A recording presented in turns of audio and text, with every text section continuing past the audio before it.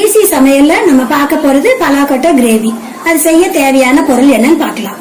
பலாக்கொட்டை அதை 1-2 கட் பண்ணி வச்சுக்கணும். தாளிக்க சோம்பு, பட்டை, கிராம்பு, வெங்காயம், வெள்ளைப்பூண்டு, கருவேப்பிலை, தக்காளி, மிளகாய் பொடி, தனியா பொடி, இது 2 கலந்து இருக்கு. எண்ணெய், உப்பு. பலாக்கொட்டை கிரேவிய டைரக்டா குக்கர்லயே செஞ்சிடலாம். தாளிக்க மட்டும் எண்ணெய் ஊத்திக்கணும்.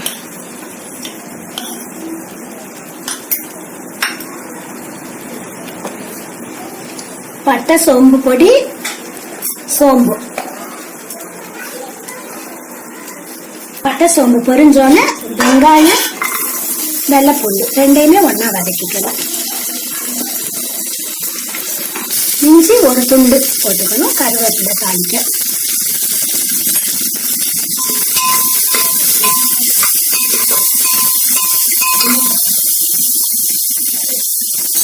களி சேர்க்கணும். தேவையான சாப்பிட்டு போட்டுக்கணும்.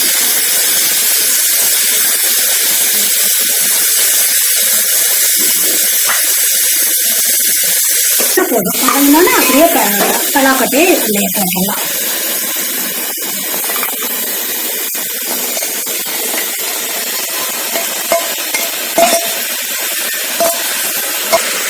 மிளகாய் பொடி, தனியா பொடி 2 கலந்து அரைச்சி வச்ச பொடி.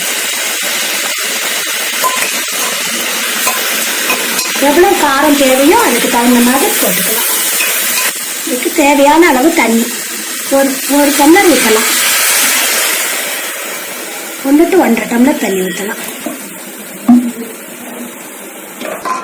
லிட்டு போட்டு மூடி 3 விசில் வந்தோன்னே ஆஃப் பண்ணிடணும். ஆஃப் பண்ணா பலாக்கொட்டை கிரேவி ரெடி. பலாக்கொட்டை கிரேவி ரெடி. இது எல்லா சாதத்துக்குமே சைட் டிஷ்ஷா வச்சுக்கலாம். சாம்பாருக்கு, ரசம், இதுக்கெல்லாமே இந்த பலாக்கொட்டை கிரேவி ரொம்பவே நல்லா இருக்கும். எங்க சேனல்ல இருக்க மத்த எல்லா வீடியோஸையும் பாருங்க.